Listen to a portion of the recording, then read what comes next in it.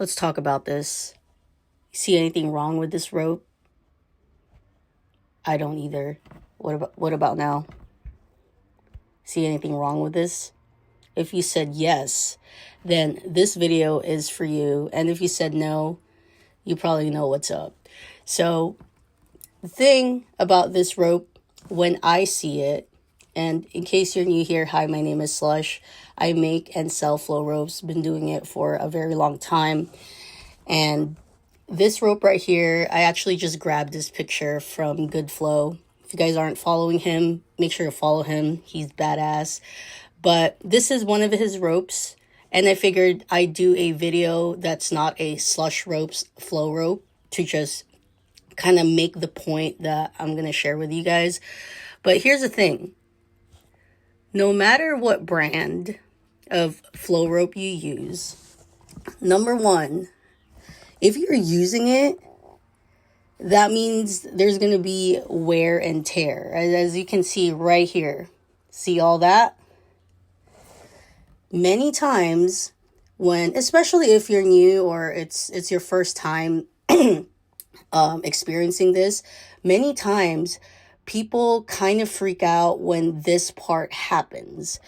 And I mean, I have a list, but I feel like just having this conversation might actually encourage you guys to see what I see and have you guys kind of embrace this part of the journey. You got your first rope, it's your first time experiencing this, and little by little, as you use it more, you're starting to see the outer layer or outer sheath separate from each other, and then next thing you know, it's like, oh my goodness, there's a rope inside.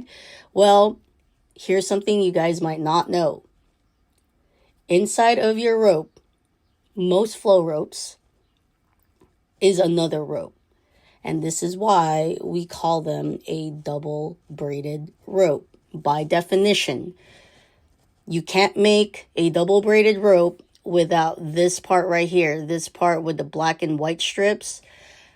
That is the core rope that holds the rope together. And the colorful part, the black and pink, is the sleeve. All right, so this is also the same reason why when you're looking online, a black rope from, let's just say, winding ropes versus slush ropes versus another company, it might all be 14 millimeters. It might all be the same length. It might all be the same type of grip style. But it doesn't mean that it's going to feel and flow the same. Which brings me to my next point.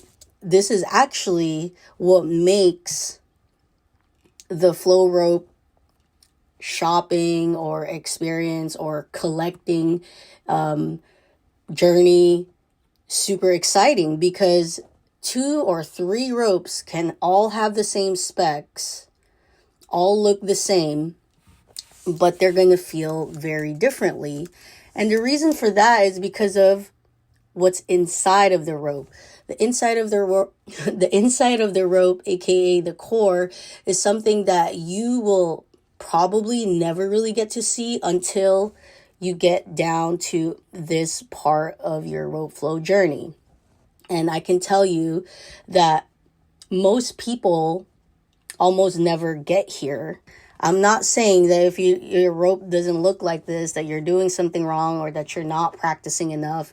It's just that this person that's been using this rope, I can tell you that they just take the rope, they flow anywhere they want, and they flow a lot. That's what I can tell you. So it doesn't speak of quality. It doesn't say the rope is bad quality or good quality, because at the end of the day, no matter how you flip it, ropes are made by like countless and countless of very thin fibers, whether it be polyester or nylon, a lot of threads. that make up a rope, which is also why they are so strong. And so at the end of the day, because they are made with threads and they are experiencing friction against the ground, this is going to happen. Which leads me to the next point, which is if you ever find yourself having a rope that looks like this, I want to tell you that I'm very proud of you, and that I hope that you are proud of yourself, because wear and tear that looks like this, you see how it's like perfectly in the center? You can't really replicate that. And that is something that not only happens throughout time, but throughout using your flow rope. And so to me, that's a badge of honor. You can walk in a room, you can make videos with this kind of rope. And to those that know, you don't have to communicate anything else, because the proof is right here. It's right here. So last but not the least, let's just talk about, like what can you do to maybe fix it or repair it and things like that. Honestly, for me, I'm not going to lie, I'm very biased. I like it when my ropes look like this because it's a nice little trophy reminder of my journey.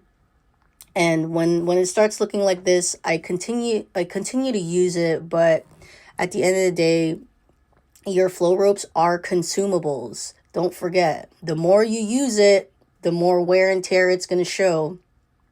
No matter how much you try to protect it or avoid, like the rope experiencing friction or abrasion, like you can't completely avoid it.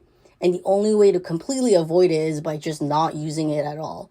And at the end of the day, don't forget why you made the flow rope for yourself, why you bought one for yourself, and that is to use it.